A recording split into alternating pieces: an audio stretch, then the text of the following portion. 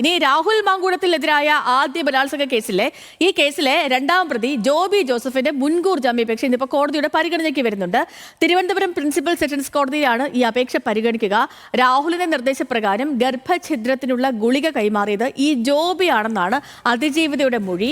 നിലവിൽ ജോബി ഒളിവിലാണെന്നാണ് വിവരം. ഇക്കാര്യം പ്രോസിക്യൂഷൻ കോടതിയെ അറിയിക്കുകയും ചെയ്യും. അഞ്ജു ജയപ്രകാശ് വിവരങ്ങളുമായിട്ട് നമുക്ക് പോകട്ടെ. Anju, good morning. അപ്പോൾ ഈ വിവരങ്ങൾ എങ്ങനെയൊക്കെയാണ്? ഇന്ന് എന്തൊക്കെ കാര്യങ്ങൾ പ്രോസിക്യൂഷൻ കോടതിയെ അറിയിക്കും? ഇയാളിപ്പോൾ ഒളിവിലാണോ? ഇയാൾ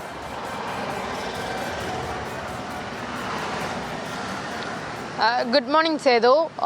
ഈ രാഹുൽ മാങ്കൂട്ടത്തിന്റെ ഒന്നാം ബലാത്സംഗ പരാതി ഉയർന്ന ഘട്ടത്തിൽ തന്നെ രാഹുലിനൊപ്പം ഒളിവിൽ പോയ ഒരാളാണ് രണ്ടാം പ്രതിയായിട്ടുള്ള ജോബി ജോസഫ്. ജോബി ജോസഫിനെതിരെ അതിജീവിത പറഞ്ഞിരിക്കുന്നത് ഈ തനിക്ക് ഗർഭചിത്രം നടത്താനായിട്ട് ഈ മരുന്ന് എത്തിച്ചു നൽകിയത് രാഹുലിന്റെ സുഹൃത്തായിട്ടുള്ള ജോബി ജോസഫാണ്.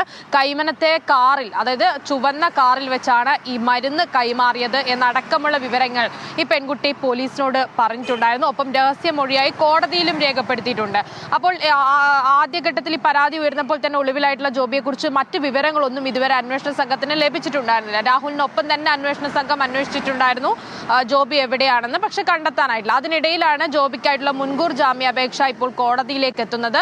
പ്രിൻസിപ്പൽ സെഷൻസ് കോടതിയിലാണ് ജാമ്യാപേക്ഷ പരിഗണിക്കുക. രാവിലെ 11 മണിയോടുകൂടി തന്നെ ഈ ജാമ്യാപേക്ഷ പരിഗണിക്കുക ചെയ്യും. പ്രധാനമായിട്ടും ഈ ജോബി ജോസഫ് പറയുന്നത് ഇത്തരത്തിൽ താൻ ഒരു മരുന്ന് കൈമാറിയിട്ടില്ല, ഇത് ഗർഭചിത്രം നടത്താനുള്ള മരുന്നാണെന്ന് പോലും തനിക്ക് അറിയില്ലായിരുന്നു എന്ന ഉൾപ്പെടെയുള്ള വാദങ്ങളാണ് പ്രധാനമായും ജാമ്യ ഹർജിയിൽ ഉന്നയിക്കുന്നത്. ഓക്കെ അഞ്ജു, ശരി. അഞ്ജു ജയപ്രകാശാണ് വിവരങ്ങൾ നൽകിയത്.